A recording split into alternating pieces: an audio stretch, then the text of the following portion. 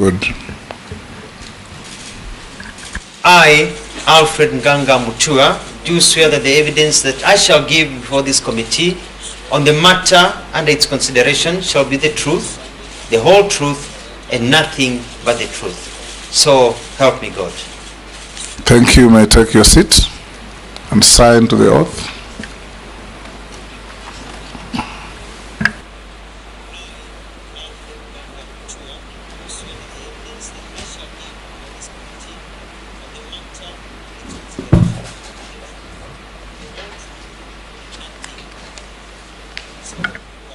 We'll start off with a brief introduction of yourself. Tell us your name, your educational background, your work experience, your key competences that you believe make you suitable for appointment to the position to which you have been proposed or nominated.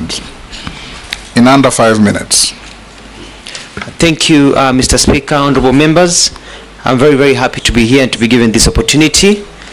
My name is Alfred Mutua, born in Machakos, Masii, and educated in Machakos and in the counties of Nairobi. I'm a holder of a doctorate in communication and media, and also a master's of science in communication and a bachelor's in journalism.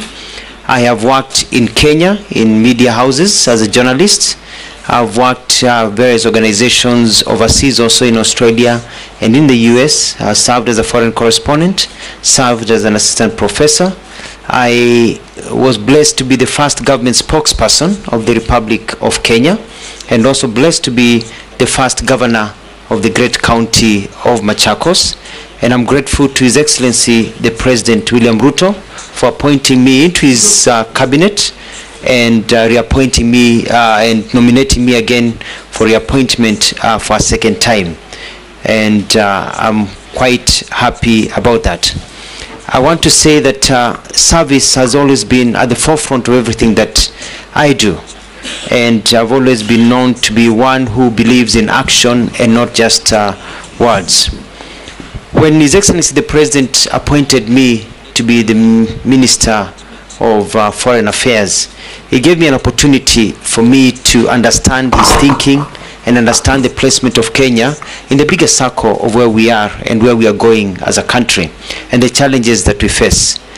I am grateful to the President that he has seen it fit to give me an opportunity to understand government by also taking me to the Ministry of Tourism and Wildlife, where I was able to combine the experience I had out there of how tourism has been able to grow. And I was able to get into the Ministry of Tourism and Wildlife and reactivate a sleeping giant, because we need to provide employment to our people, and that is one of the low-hanging fruits. As a result, the numbers of tourism, we set up structures that we expect that by the end of this year we'll be looking at about 3 million visitors arriving into this country, if not more, with a trajectory of 5 million within another year and a half. We're also able to deal with issues of human wildlife compensation that had become a big problem by actually launching a new scheme, which was launched by the President, and paying out about 1 billion shillings to people who have been waiting forever. And I've put in systems so that more people could be paid. We were able to fence by fighting corruption many places. When I got into the ministry, I found that they were fencing to keep animals away from people at a cost of about 3 million a kilometer. 3 million a kilometer.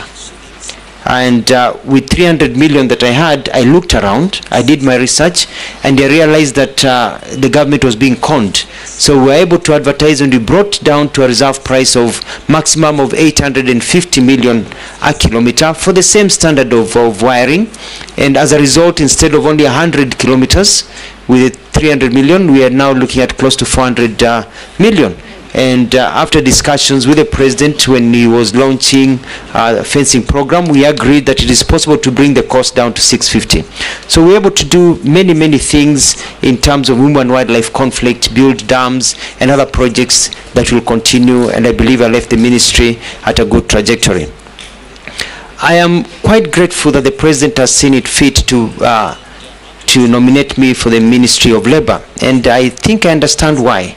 Because when I was traveling as a Minister of Foreign Affairs, the issues of bilateral trade labor agreements and being able to secure employment for our people overseas and also grow the economy by bringing in business processing into our country were critical.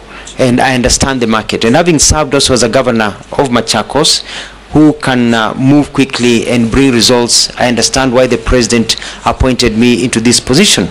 We had the crisis of Gen Zs lately, whereby people were on the streets, and the main issue was employment.